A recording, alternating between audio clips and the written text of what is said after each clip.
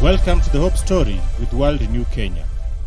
World Renew, living justice, loving mercy, serving Christ.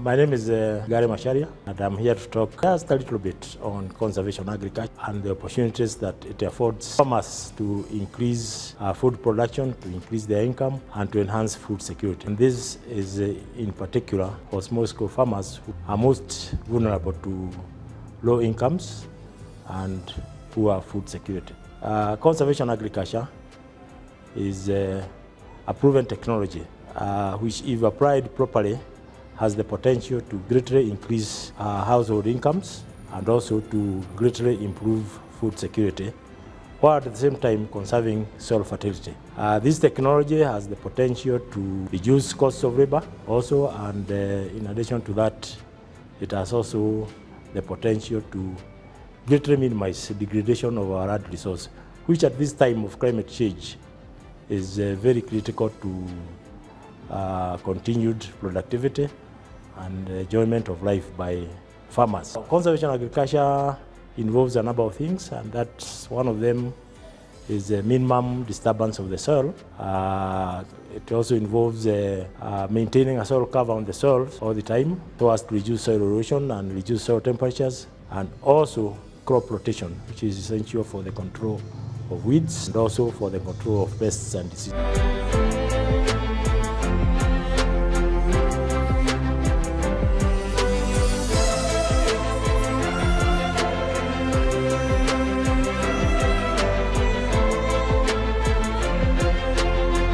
Mainly the program or the activity has been focusing on improving the productivity, farm productivity, especially focusing on improving food security and income. And of course, this has been designed with a focus on two objectives. So one of the objectives is to enable the farmers be able to produce diverse foods, because when we are talking about food security, also the nutrition aspect comes in. And this has been done through promotion of diverse foods and crops that can be able to resist and tolerate to drought and the effect of climate change.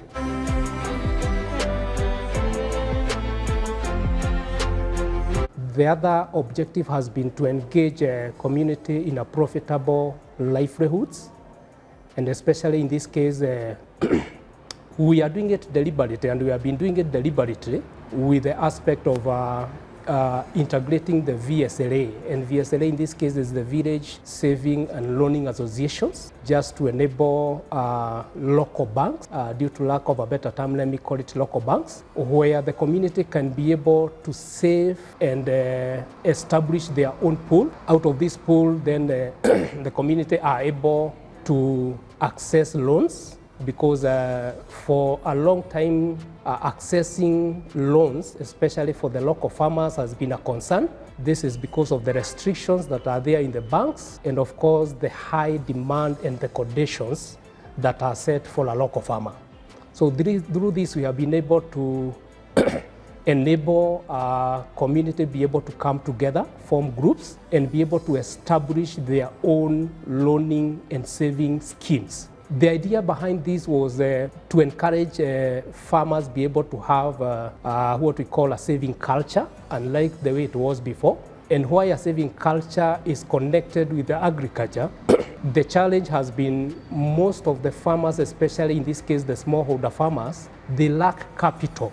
And when I talk about capital, it's the capital to assess and be able to procure quality inputs. And so through this, the program has been able to enhance these deliberately so that the farmer can be able to acquire the inputs on time, and not only on time, but also quality inputs. So these groups has been there.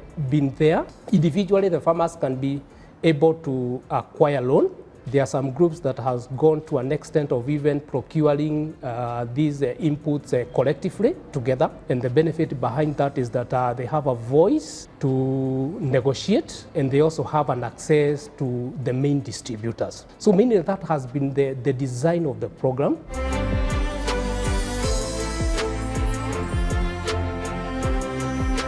I worked in this project during my working years as a scientist in a national research organization. And one of the things that my colleagues and I realized was that even though conservation agriculture is a proven technology, adoption, particularly among small-scale farmers, was very low. So at that time, we set out to understand and find out why are farmers failing to adopt this technology, even when its benefits are well proven. And this is what we found out. One, our knowledge and awareness of conservation agriculture is all over and has been for a long time. That awareness and knowledge is not there among small-scale farmers. It is there with scientists, with large-scale farmers who know the benefits of CA, and other people who are well informed. But the small-scale farmer, who is the person who does who does agriculture on the ground at the grassroots, was generally unaware. Research stations usually holds things they call field days, where farmers are invited to see demonstrations of technologies, including conservation agriculture. But one interesting thing we noted is that while farmers come to see these demonstrations and visit research stations, they appreciate the benefits of conservation agriculture, but they don't pick it up because they believe that such success as they see in field days is only possible under research station conditions. So one of the things that we did was, based on that understanding, of course, is that we decided to demonstrate that this technology is viable on small-scale farmers. And so we selected an area of Nakuru County where we saturated, more or less, so to speak, the area with many farm-scale demonstrations. By farm-scale, I mean large portions of land equal almost to what the farmers do, to demonstrate to them that even under farm conditions, this technology is viable. And we did that on many, many farms. As a result of that, we found that farmers became aware, started asking questions, and at that point, we thought it was a good idea to engage with people who are promoting agriculture at the grassroots level. In Nakuru County, one of the organizations or one of the entities that was promoting better farming practices in an area of Nakuru was the Anglican Diocese of Nakuru, and a project called African Anglican Development Services. So we invited them to collaborate with us, which they accepted. We came with the idea of forming what we called a community of practice, a COP. And the objective of this community of practice was to bring people, like-minded people, who had an interest in promoting better farming practices, come together so that we can pool our knowledge and our resources to help the farmers. This group included the Minister of Agriculture in Nakuru County, Egerton University, the Kenya Agricultural Research, Agricultural and Livestock Research Organization, that is KARO, which is centered at Joro, farmers also, and any other person who had an interest in conservation agriculture, including service providers such as people who own tractors and farm equipment, and particularly the CHISO. And we came together and decided it would be a good idea to form this group of experts and resource people. And the whole idea was that if we get together and synergized, we would have a cumulative benefit, including solving one of the big challenges that was there, which was the diversity of messages. You find that when we work separately, each organization has its own method and way of messaging, which at times we found was contradictory. For example, some organizations would insist on farming and doing CA in a certain way, and they would deliver their messages in that manner. Other people would come in and they would deliver messages in another way. At the end, you find that the farmer is left in between and most often confused. And whenever a farmer gets confused, they always resort to their proven method, which is conventional methods of agriculture, which is plowing the land several times, harrowing, and then seeding, sometimes quite late.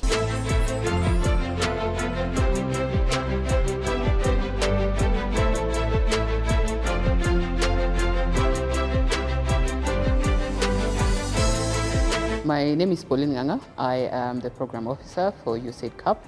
For the last 3 years, we have worked with the community in Solai in conservation agriculture, particularly in the area of increased productivity through conservation agriculture. Solai has generally been very productive. It has very good soil, they're volcanic, so generally, as long as it's raining, then farmers are able to produce quite a bit. But in the recent years, we have seen production going lower and lower, where a farmer could harvest maybe 9 bags per acre, as opposed to up to 40 or 45 per acre.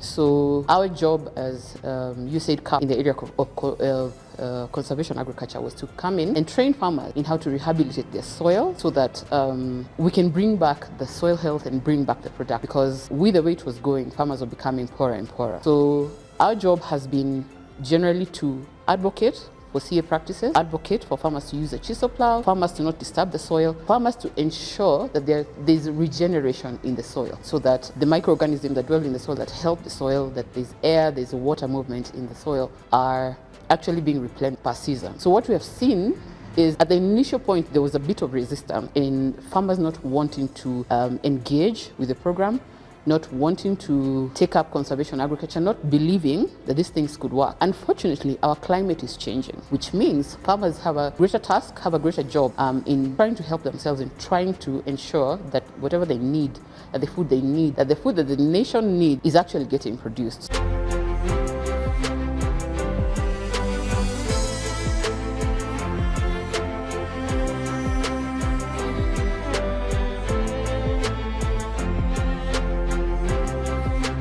So through this, farmers have been able to adopt the 3 principles. One of it has been the minimum soil tillage. And when we're talking about the minimum soil tillage here is a farmer minimally minimizing soil disturbance. Unlike before when they were doing conventional, we have been encouraging our farmers to disturb the soil where they are going to place or place their seeds. And that alone has been able to maintain the soil structure of most of the farms, where the farmers has been able to adopt this. The second principle has been crop rotation. This has been a challenge for many farmers, especially when you tell a small farmer to leave the farmer idle. Sometimes we call it a Sabbath rest.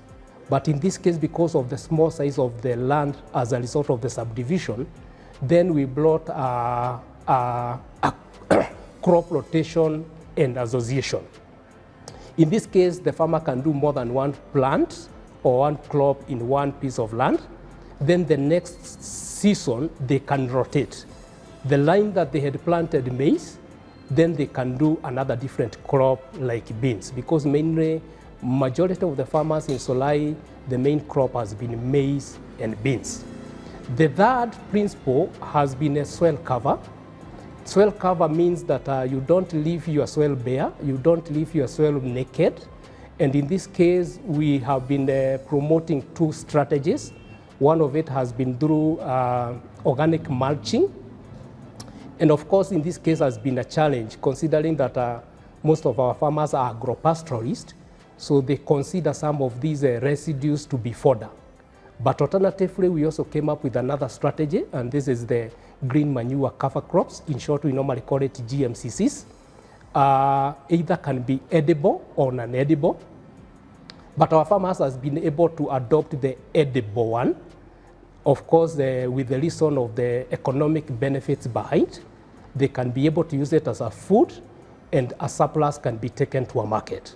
So mainly conservation agriculture, in this case, we have been promoting it through the 3 principles, and we are happy that our farmers has been able to adopt it. We are happy that their behavior or their attitude has been able to be transformed, and majority of them can be able to testify the benefits that they can be able to reap as a result of adopting this. As a project, we are happy to identify a number of achievements or the results. One of it has been increased agricultural production. We have seen our farmers moving even from 9 bags to about 48 bags per acre. We have seen other moving from 10 to around 35 bags per acre. And I would say that is a shift from what they used to produce before and what they can be able to produce now. The benefit behind that is about availability of food. There is also the issue of income, where the farmers can be able to dispose or be able to market the surplus beyond what they can be able to consume at the household level. The second benefit has been issue of improved soil health.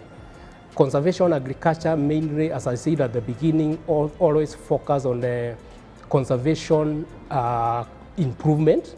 And in this case, the soils has been drastically improved in terms of the health. When we talk about rotation cropping, that has enhanced proper utilization of the nutrients in the soil. When we talk about soil covering, this has minimized the soil erosion. And at the beginning, when some of these residues decomposes, they add to organic matter, and the end of it increases the humus in the soil. The other thing we have also been able to identify is about the participation of women in decision making. This has been a challenge when we went there. Most of the decision making in terms of where to plant, what to sell, and what to use, how to use the money that has been gotten from the sales.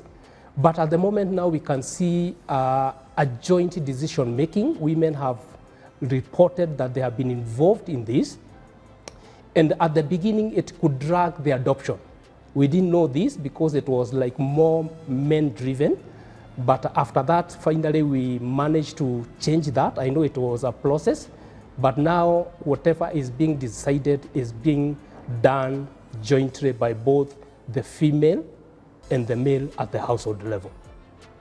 The other benefit is about the increased income. This has been, of course, through the sales, and we have also seen through the VSRA groups that I mentioned at the beginning, that the farmer can be able to timely be able to do their cropping season. They can also be able to do a quality inputs on time, and they can be able to have some credit that can be able to cater for other farm activities on time. Mainly farming is about timeliness. So if you miss timeliness, of course, you compromise on production at all.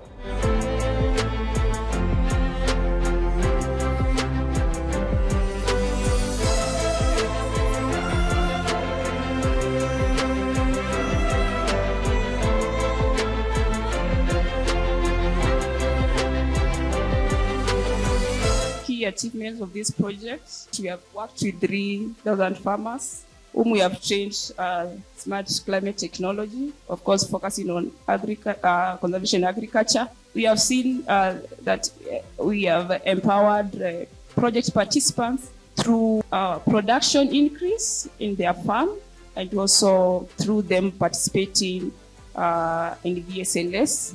We have improved also nutrition by 85% of the total target through diversified food.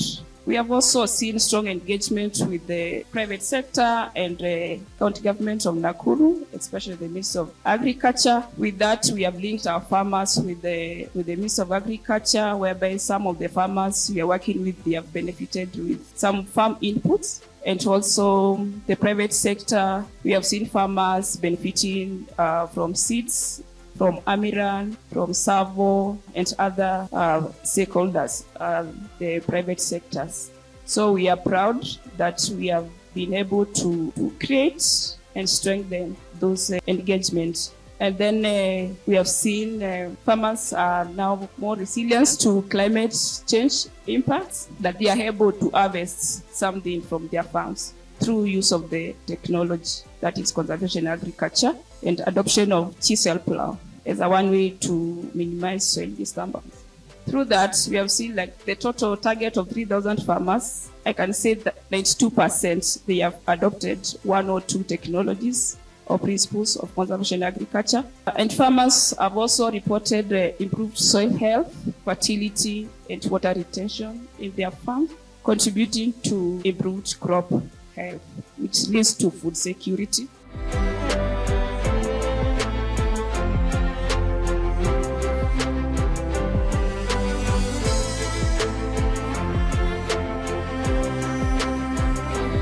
But there are challenges, of course, because CA comes with its own challenges. For example, when you do CA without turning the land, and when you use herbicides, for example, at the end of the day, maybe after several seasons, you find that certain weeds and certain pests multiply and become dominant. So one of the functions of the community of practice is to make sure that we have technologies at hand so that when these problems arise, we have a solution for the farmer.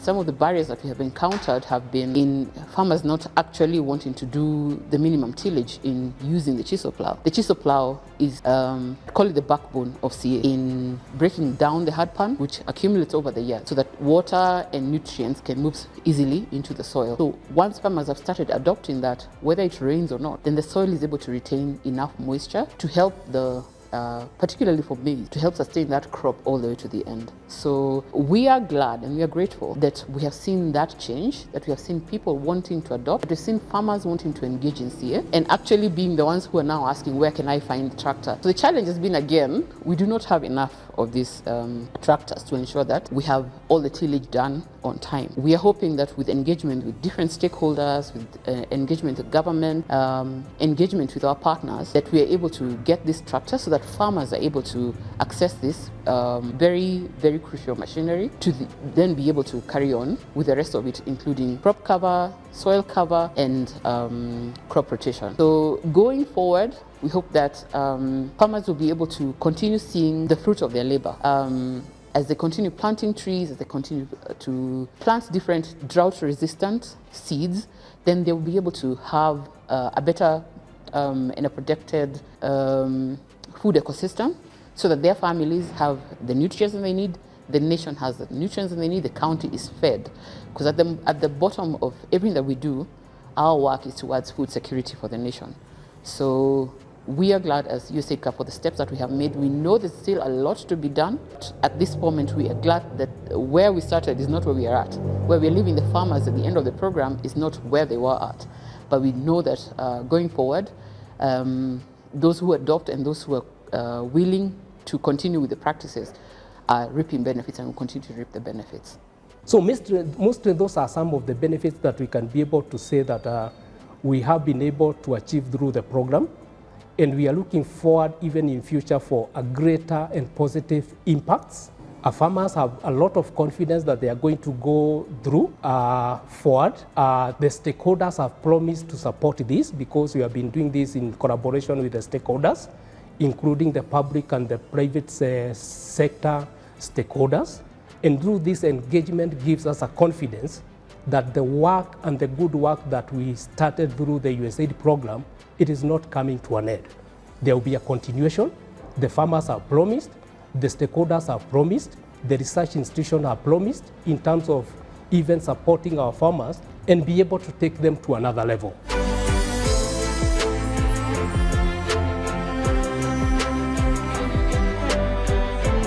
The community of practice gets all these people together, all the stakeholders together, and we could call it a one-stop center for knowledge, where any question about conservation agriculture, how to go about things, can be answered or resolved. I would encourage people who are involved in promotion of good agricultural practice to collaborate very closely with the community of practice so that they can benefit from the resources available.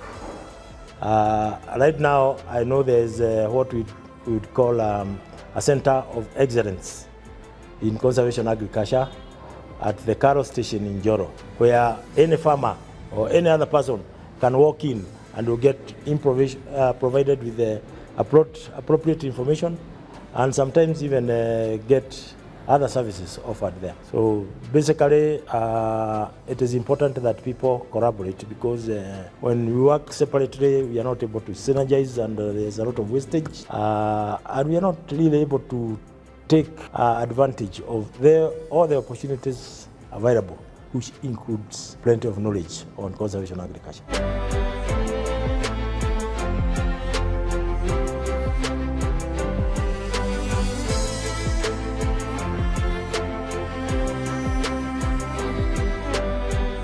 So we are so grateful for the good work that through the support we have gotten from our partners and our donor, that we can be able confidently say that it is possible to change the mind of our farmers. However, it is said that behavior change is a process. Behavior change is difficult, but again, it is possible. So that gives us confidence in our programming. It gives us confidence in whatever we do. That however is difficult, however is a process, but finally it is possible. So thank you so much, and thank you for the good work. Thank you to community that we have served. Thank you for the partners that we have worked this journey together. Thank you for the stakeholders, every single stakeholder. We value them because of the input that they put into this program. Thank you so much.